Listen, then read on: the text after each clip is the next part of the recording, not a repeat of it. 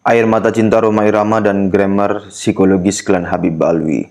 Teman-teman bisa membacanya sendiri di pwils.net. Ini berkaitan langsung dengan klarifikasi Bang Haji Rhoma Irama. Meski Bang Haji Rhoma Irama sudah membuat video klarifikasinya, saya tetap akan membacakannya. Tanggal 18 Februari 2025, Al-Mukarram Bang Haji Rhoma Irama, dalam kurung Bang Haji, datang di acara dakwah Sfer LDNU. Acara tersebut disiarkan secara langsung, live di YouTube TV NU. Sambil tiduran, penulis menonton live tersebut tepat pada saat acara selesai disiarkan. Dua catatan penulis. Pertama, sepertinya si Habib cucu Yuya Dukun Fir'aun itu bukan undangan resmi. Ini terlihat di cover live dakwah Sfer, di mana di situ foto Bang Haji ada, sedangkan foto si Habib tidak ada. Penulis tidak tahu siapa sosok berpeci hitam tepat di samping ibu-ibu.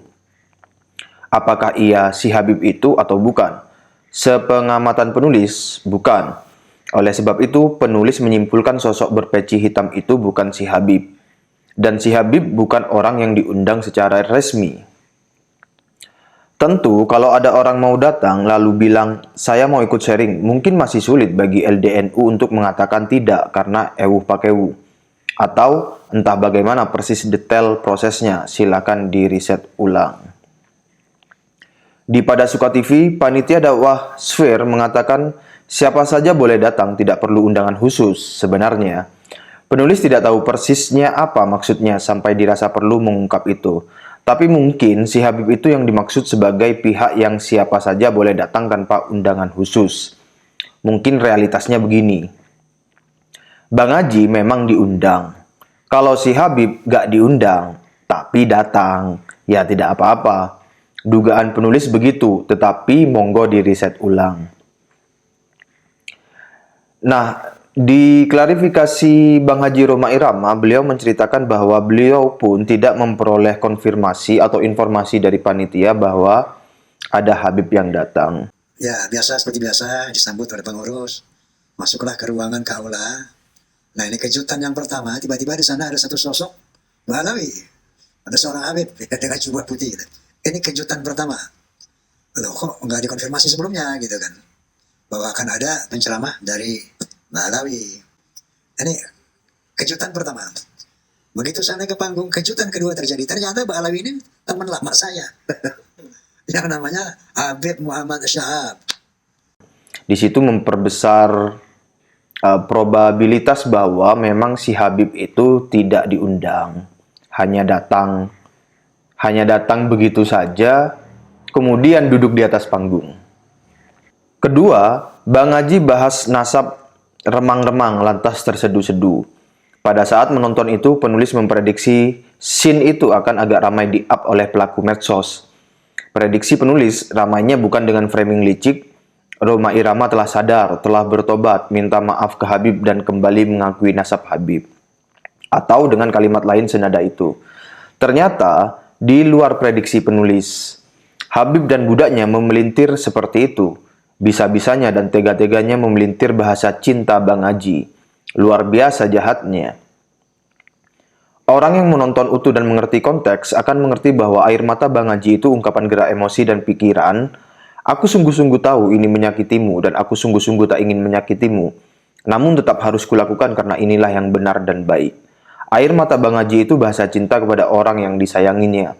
Sayang seribu sayang, bahasa cinta Bang Haji dihianati klan Habib Alwi. Pada scene Bang Haji, tidak satupun ada ucapan maaf dari Bang Haji tentang statementnya yang hakul yakin bahwa Habib bukan zuriat Nabi. Sekalipun ada ucapan maaf, faktanya tidak ada. Ini hanya andai ada. Itu pun bukan permohonan maaf yang menyatakan pengakuan statementnya salah. Itu seperti seorang ayah yang tak tega bayinya disuntik dokter, namun bayi itu harus disuntik. Sang ayah tahu suntikan itu menyakiti bayinya dan akan membuat sang bayi menangis. Sang ayah berkata sambil berkaca-kaca matanya, memeluk-meluk bayinya, "Maaf ya nak, maafin ayah." Permintaan maaf ayah di situ bukanlah ekspresi pengakuan salah, melainkan ekspresi tidak dapat memenuhi ekspektasi si bayi yang tidak ingin mengalami sensasi sakit. Ayah tahu si bayi menginginkan ketidaksakitan. Ayah pun tahu betul jarum suntik menyakiti si bayi. Tapi ayah tidak dapat memenuhinya. Ayah tetap harus menyuntik si bayi karena yang baik dan benar bagi si bayi adalah disuntik. Meski sensasinya sakit dan membuat si bayi menangis.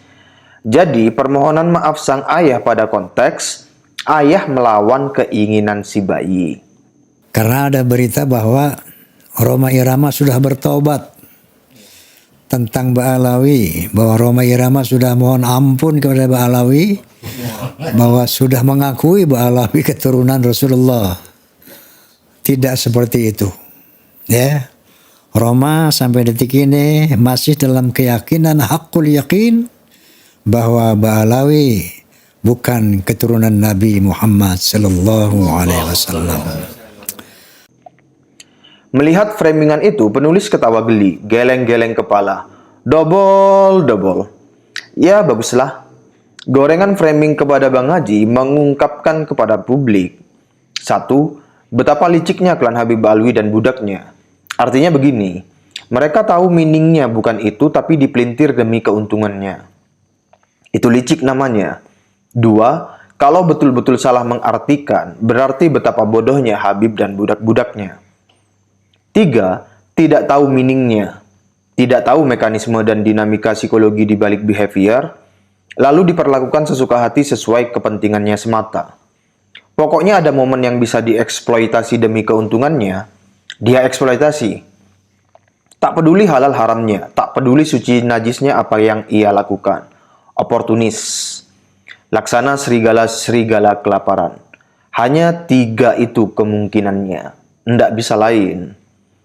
Oleh karena hanya 3 kemungkinan itu yang semuanya itu buruk dan jahat, penulis betul-betul memohon kepada seluruh kiai dan aktivis-aktivis pelurusan nasab, sejarah, makam, dan hal-hal yang terkait dengan kejahatan Habib kepada bangsa pribumi Nusantara. Mohon untuk tidak mengeluarkan ucapan, gestur, dan body language yang bisa disalahpahami oleh klan Habib Alwi dan budaknya. Mengapa? Sebab yang kita hadapi bukan orang Nusantara, melainkan imigran Tarim Hadramaut yang sistem berpikir dan sistem nilai antara kita, Nusantara, dengan mereka, diametral berbeda, grammarnya berkebalikan. Bangsa Nusantara kalau diunggah-ungguhi seseorang, sistem berpikir dan sistem nilai kita melihat unggah-ungguh itu sebagai emas. Kita menghargai, bergembira, dan bersyukur karena telah diberi emas.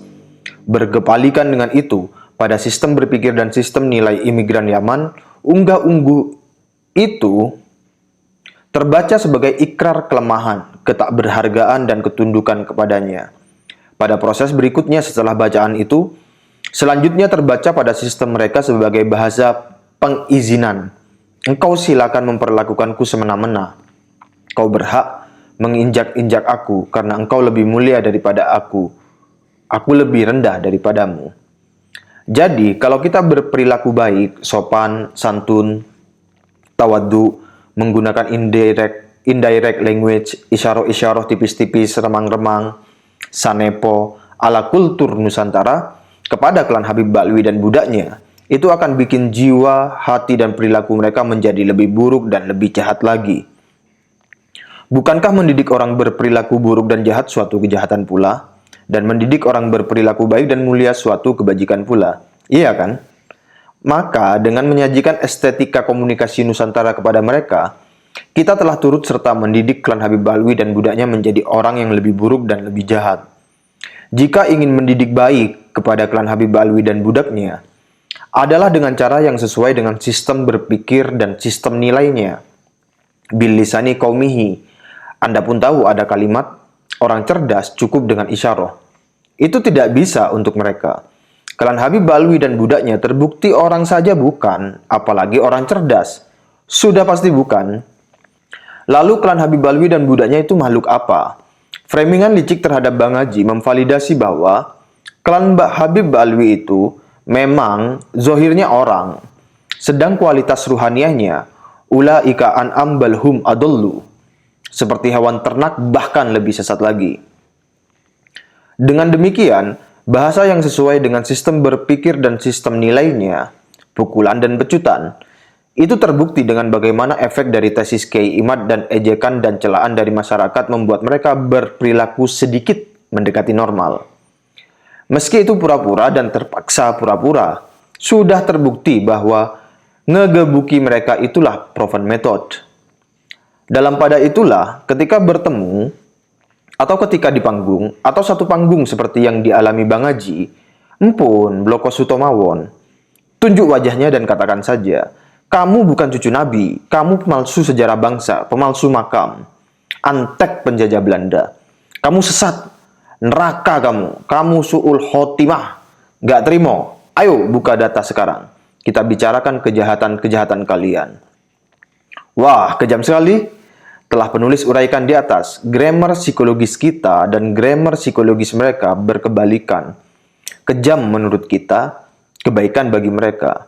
Cinta menurut kita, kejahatan bagi mereka. Kalau kebaikan atau cinta Anda ingin diterima, kejamlah kepada mereka. Terima kasih. Assalamualaikum warahmatullahi wabarakatuh.